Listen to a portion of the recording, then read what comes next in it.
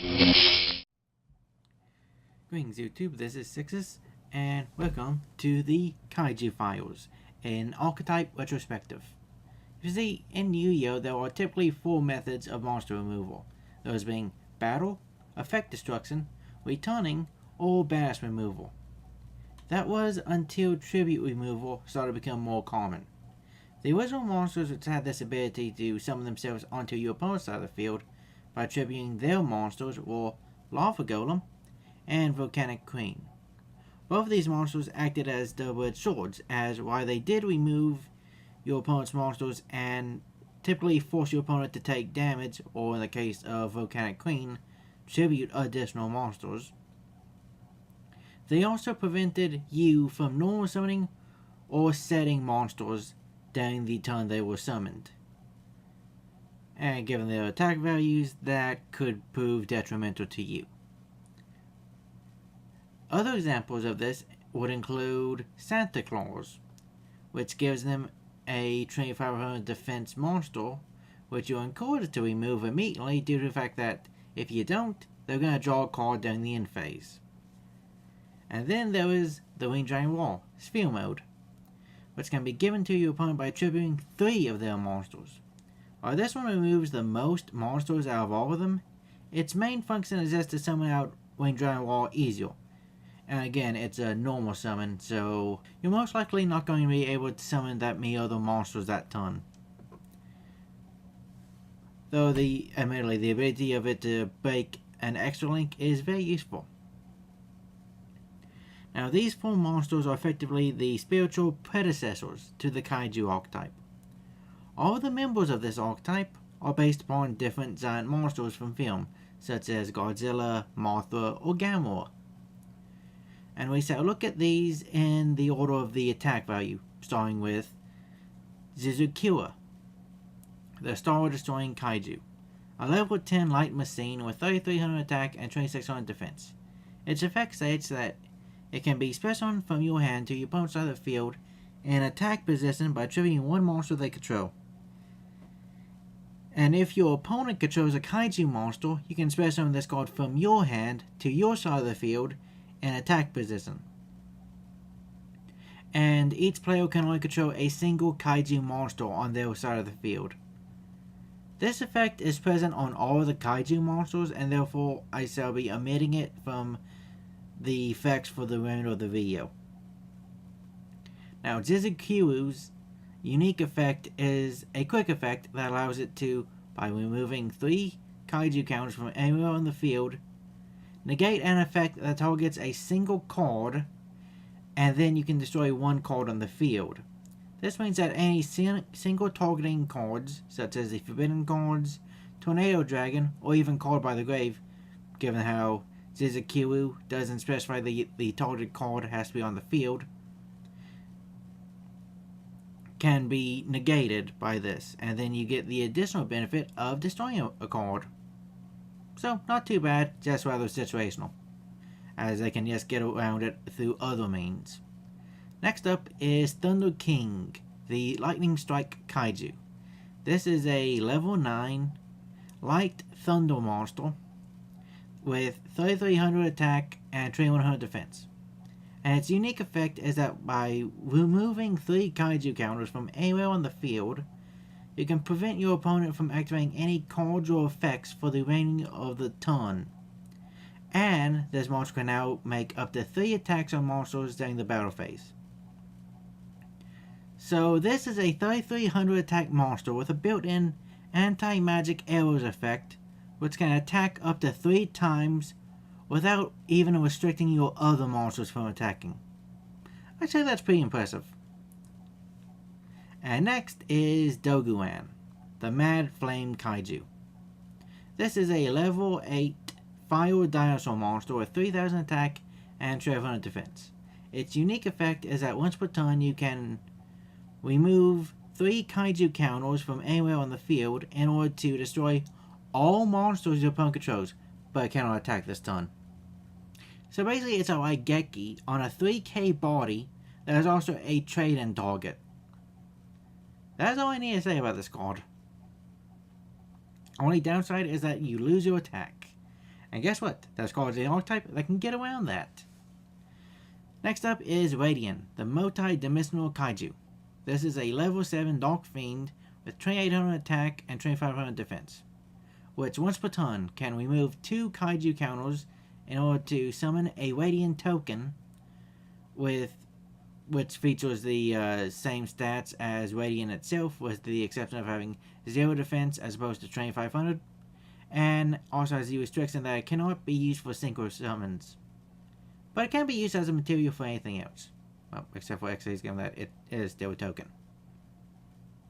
Now, its ability to duplicate itself every turn is pretty good for attack power, if nothing else. Granted, you could still do links with it, and possibly use it for a tribute turn. Well, next up is Godzilla, the Mystery Dust Kaiju. This is a level 8 wind insect monster with 2700 attack and 1600 defense, that as a quick effect can once per turn remove 3 Kaiju counters to permanently halve the attack and defense of all other monsters on the field. This effect is beneficial as it can ensure that it is stronger than any Kaiju monster which you could give to your opponent. And again, this is another possible target for trade-in. Sticking with the bugs, next up is Kumungus, the Sticky String Kaiju, a level 7 Earth Insect monster with 2400 attack and 2500 defense, with the effect that when your opponent normal or special summons a monster or monsters, you can remove 2 Kaiju counters in order to negate the effect of those monsters and prevent them from attacking until the end of the next turn. I like to note that this is the Kaiju that you never want to give to your opponent, as not only will it impact the Kaiju counter resources on the field due to not having once per turn restriction, it can also render any Kaiju you summon useless until your next turn. And next up we have the definitive Kaiju, that being YuGiOh, the Sea Turtle Kaiju. This is a level 8 Water Aqua monster with 2200 attack and 3000 defense, which has a quick effect that when your opponent activates a card or effect, you can remove 2 Kaiju counters to negate and banish that card. Yeah, this is a solemn on legs that can banish in addition to negation, and it isn't once per turn. It only takes 2 counters as opposed to 3. And, once again, it's a trade-in target to help with consistency. So what's not to like about this card? Oh, and yeah, there was one more Kaiju. This one, however, lacks the ability to be summoned to your opponent's side of the field. This one being Super Anti-Kaiju War Machine Mecha Dogu. Now that's a name. A level 8 light machine with 2000 defense. And the effect of this monster is equal to the combined attack of all the Kaiju monsters currently equipped to this monster. The means through which you equip Kaiju monsters to this is that once per turn you can move 2 Kaiju counters to then equip a Kaiju from your hand or your grave to this card. I would say this is the worst of all the Kaiju monsters due to it only offering high attack values, which isn't really necessary when the archetype itself already has 3 monsters with 3000 or more attack. So next up is the spell lineup. Starting off, we have Interrupted Kaiju Slumber, which can destroy all monsters on the field and then spell summon out 2 Kaiju monsters with different names from the deck. 1 to each player side of the field.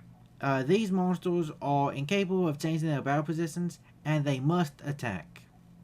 It also features a graveyard effect that allows you to banish it from your graveyard so as to search for a Kaiju monster. This card is currently limited due to it being a field wipe that can also give you a 3300 attack monster, as well as a search, though admittedly you have to wait till your next turn to use these search. The Kaiju Files is a continuous spell card that states that each time a Kaiju is special summoned from the hand or the grave, it gains a Kaiju counter, a maximum of 5. Once per turn, you can target one Kaiju on the field, destroy that target, and then special a Kaiju with a different name from your deck.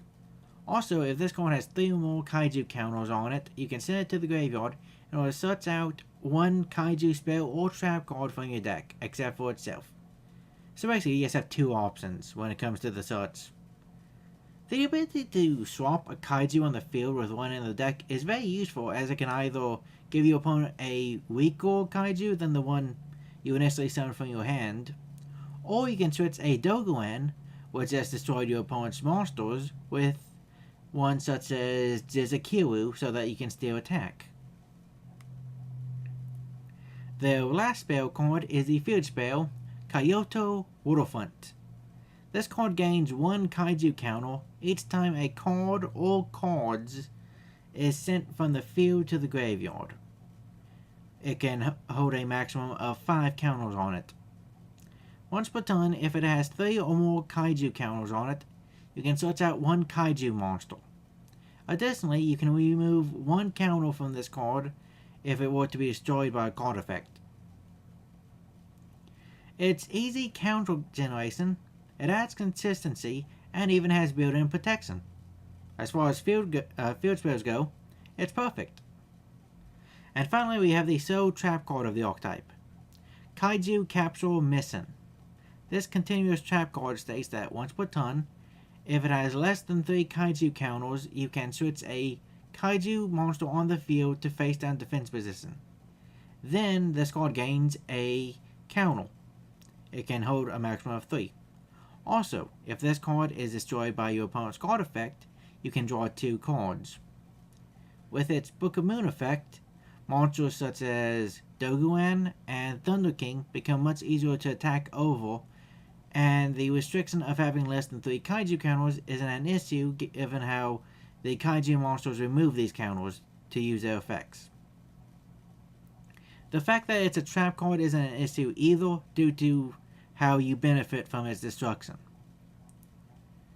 And personally, I like the idea of turning the duel into a monster battle.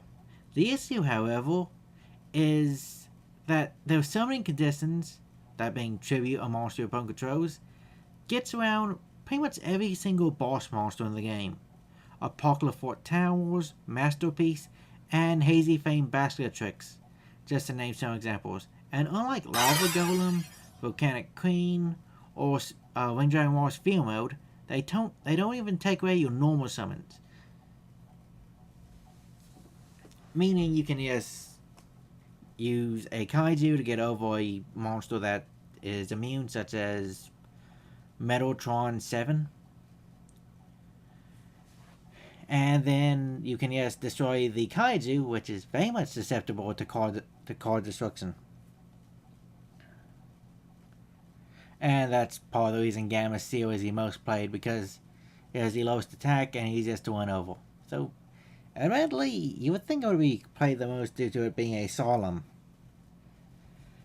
Now, if it wasn't for the fact that these cards are so abusable due to their summoning conditions, this would probably be one of my favorite archetypes, just because of how well they use the counter mechanic, and how every single monster in the archetype is a surprisingly powerful boss monster in their own right.